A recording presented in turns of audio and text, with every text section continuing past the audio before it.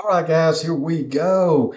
Today's video, I got to call out my buddy over there, JB, Jeremiah, over here on his YouTube channel. As you can see, I'm a subscriber, longtime subscriber, great guy, great information, big gold guy, et cetera, et cetera.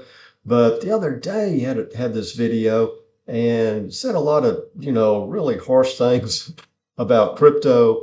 And well, let me just hear it from the horse's mouth, and then we'll take it from there. To something else. And then when you look at gold versus crypto, here's another reason why gold makes sense and why the world is going to gold. A few rate hikes by the Federal Reserve showed that cryptos could not keep going up. It took all that free money. It took all those massive monetary injections to allow this Ponzi scheme to run wild. And now that the Fed has pulled back the punch bowl, pulled the drugs away from the addict, now those injections are gone, and you see the Ponzi schemes like crypto. They cannot keep going up because people don't have all the free discretionary money to go and gamble and spend like it was monopoly money. So here we go. Ponzi scheme, the Fed putting injections into the markets. Actually, if I remember right, the Fed put, injected money into the stock market for years and years and has been doing it. Why do you think we've been able to run as high and fast, as we've been able to here recently? As a matter of fact, let's just go ahead and take a quick look at that, especially the NASDAQ. And as you can see, I mean, these are parabolic runs, okay? They say crypto is parabolic and very volatile. Here's the NASDAQ. Of course, got to get credit where credit's due. All this was during the dot-com bubble. And speaking of the dot-com bubble, how many people, just like in crypto, with those altcoins, put in money they didn't have, refinanced their mortgage, took their kids' college tuition, and put it into some company that had quote unquote .com behind it, okay? So that's just part of human nature. There's been booms and busts in nearly every asset and commodity you can think of, since people started trading it. So we got to look at it rationally, look at it realistically. And then as you can see here, let me pull all this stuff off the chart here. As you can see, when the injections, when the drugs stop being injected into the addicts, Wall Street from the Fed, as you can see, we have pulled back, and actually not that bad really, but we could go a little further down. Okay, now let me show the chart of Bitcoin here. Yeah, parabolic runs, but we pull back. Let me put this up here. Well, let me give you this chart. That's really where I want to go. And yeah, since the COVID slammed down just Bitcoin, not the altcoins, over 1,500% run to the upside. And then each time that we make an all-time high and then pull back and then bypass that all-time high from the lows, Bitcoin has been on average been doing a 15x. Okay. And I'm not comparing Bitcoin to gold. That's not even fair. That's, apples and oranges, whatever. But I'm just saying, Bitcoin is again going to have its day. Now I keep talking about Bitcoin. A lot of the altcoins, I think probably 90% of them are, I'm not going to call anybody or anyone's technology a scam or a Ponzi scheme, but I don't think they're as strong, technically as Bitcoin. The only ones I would, really look at, and it's not financial advice, be Digibyte, Litecoin, and Theta, quite frankly. But at the same time, let me show you here. I'm not against gold. Matter of fact, let me pull that up. If you look back on my channels and on Twitter, I make a lot of posts about this. And matter of fact, it was months ago, did this chart with an estimated um, range of move once we completely break out to close to 3,000. We get close to 3,000, on the high twos. They'll run it up to, 3,000 even. The markets love those whole round even numbers. So yeah, as a matter of fact, we even break it down to the daily here. Let me fix this for you. Yeah, we almost picked a low. We didn't, but got there pretty close. For our Patreon members, we were collecting, scaling in. We never go in 100% anyway back here. And then if you look on my Twitter, I called the high, the other day, here, missed it by $7. And I think when we hit 1880, then we'll pull back some, maybe put in a higher low and then go. But anyway, let's continue on here. So it's game over for this stuff. People now are fighting against inflation. They don't have gambling money. They cannot take these type of risks now. Okay, and also they don't have money to invest in alleged, real stocks. Apple. I mean, where do you get into Apple? Everything's tumbling, everything's fine. Unless you can pick the bottom, really, where do you put your money? And I know gold, silver, that sort of deal is, on the uptick, but it's a little overbought right now, and I feel there's a pullback coming, so it might be better to get in a little bit later. But let's continue. Now, and take a look at the massive losses in crypto.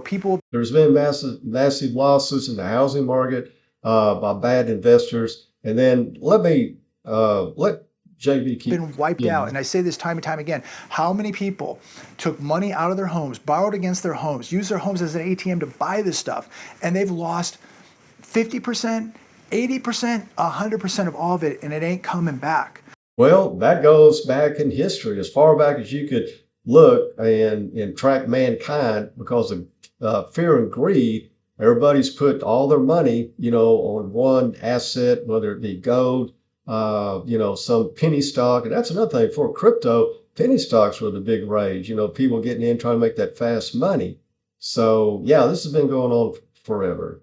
And they're done. And I'm sorry, sorry, Jeremiah. I just got to say that's just human nature. Fear and greed is going to drive markets, to the upside. And I think really that's the blueprint of Wall Street. I mean, they're not geniuses over there. They just get together, figure out, and plan on what the next bull market is, what the next bubble is. Okay, that's all they do. They don't create anything but bubbles. Okay, so and we've seen it in tech.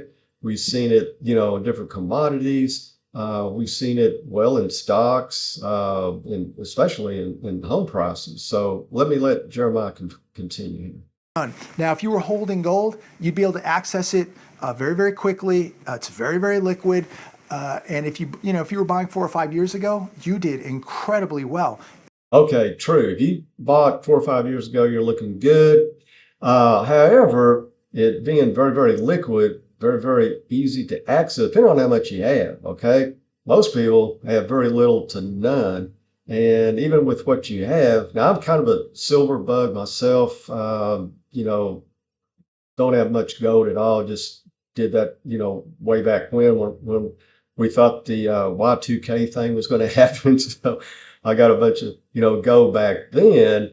But of course, Y2K, and I'm saying it like that. You have to be a certain age, you can understand what that is. And yeah, our group will know.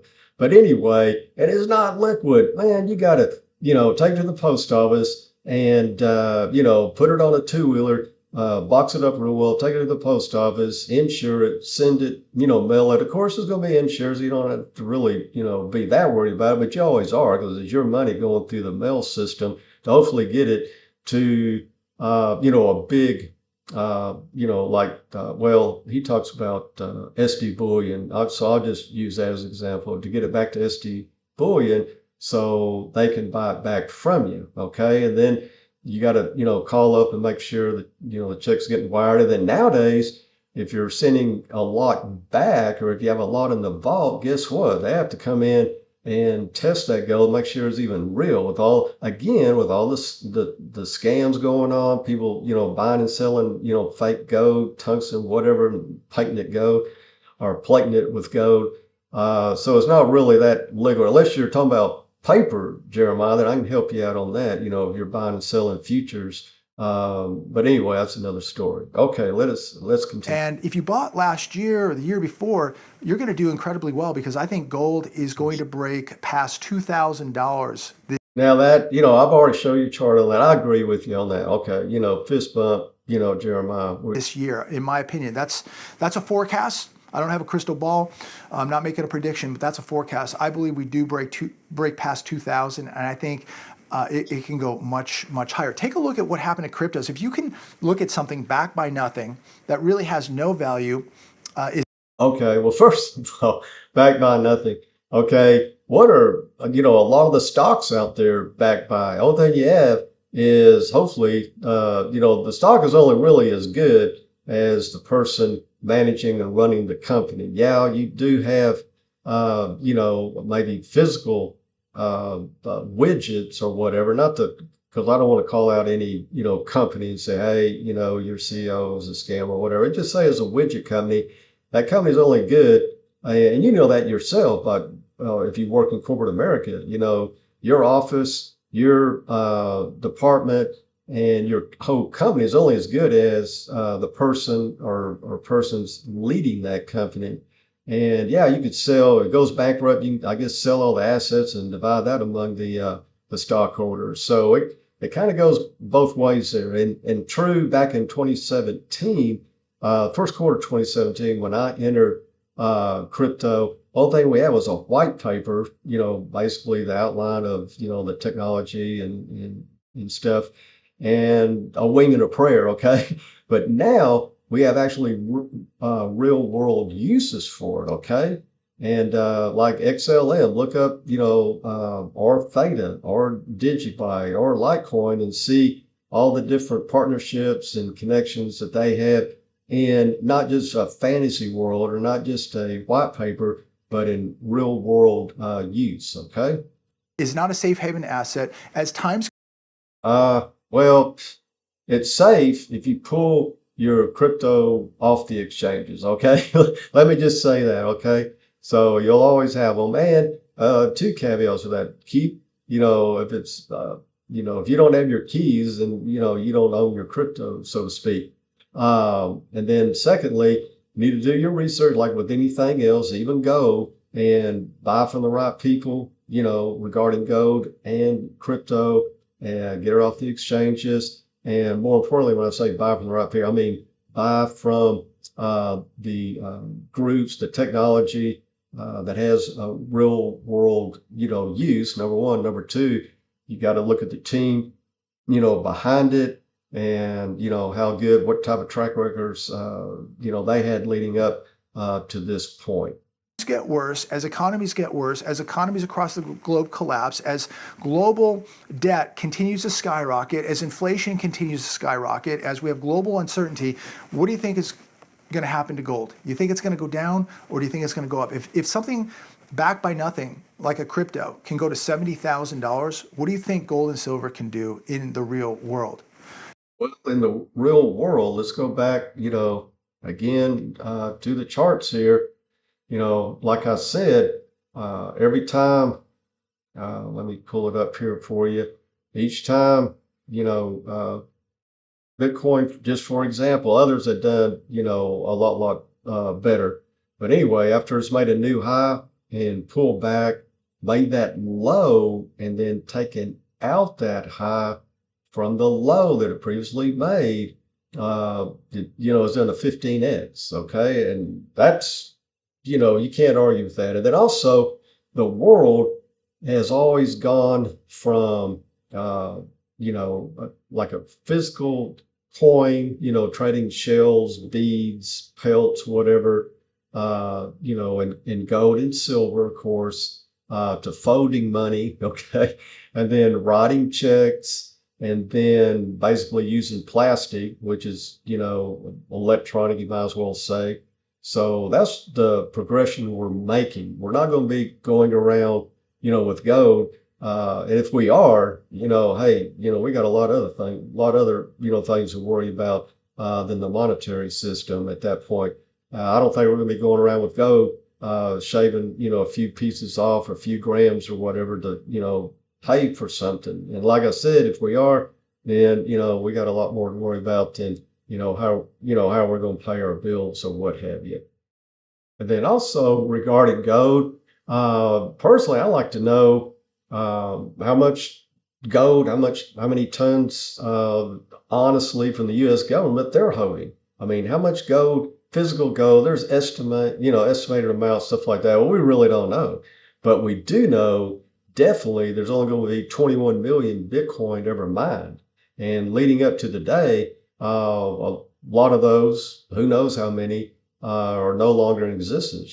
People have lost them, have thrown computers away, cell phones away, or whatever, with their wallets on there, that are never to be found again. And so we got to take that. We have a finite number, and then every 4 years, the supply gets cut in half. Okay. Uh, in most commodities, supply, because of technology, the supply, continues to get bigger and bigger. Okay. So we'll let JB Just my finish up thoughts. here. Just my thoughts. Central banks are insuring losses with gold. They're insuring it against currency collapses and more inflation. And they're insuring with gold because they understand the 5,000 year history with gold. It's a no brainer. So I think everybody should have a little bit of gold. That's not financial. Okay. Yeah, we'll agree, obviously, with JB on that one. But at the same time, I don't know, how much, even if I had, like billions of dollars, like governments to put into a commodity. I don't know really if gold would be a strong investment for the simple reason how much is floating around out there and how much is going to come back in and flood the market as soon as we hit key numbers. Okay. Whole round even numbers. I bet at 2000, there's a, flood from, everybody out there coming into the market. A lot of people, not everybody, but you know what I'm saying. A lot of people coming in, selling it. As soon as we start each new all-time high we make, there's going to be people out there, bringing their grandmother's, wedding rings in. You know how that goes, and selling all that. So, and then also, how to transport that stuff. And then, the likelihood of you getting, things really get bad, of it being stolen from you. I mean, you can keep, your Bitcoin or any other cryptocurrency, the keys stored in your head, just memorizing. So that's pretty safe. You can move anywhere in the world you want to, by doing that. Okay. Bitcoin, I just have to, memorize, my keys, go anywhere in the world, get another cell phone, computer, laptop, whatever, and download the wallet, and boom, I have my money. And then people go, well, you can't really use it to buy them. Well, yeah, a lot of, well, just look it up for yourself. I mean, I can say of it, it's more believable if you see for yourself how many companies, you could use crypto, and especially Bitcoin out there, to make purchases and stay at hotels, everything else. Everybody's getting online with this. Okay. But all right, guys, I appreciate you hearing my side of the rant. JB, appreciate you. Well, I'll keep watching your channel. But I think you were just a little hard on us, man. That's all I'm saying. Okay. All right. Have a great one.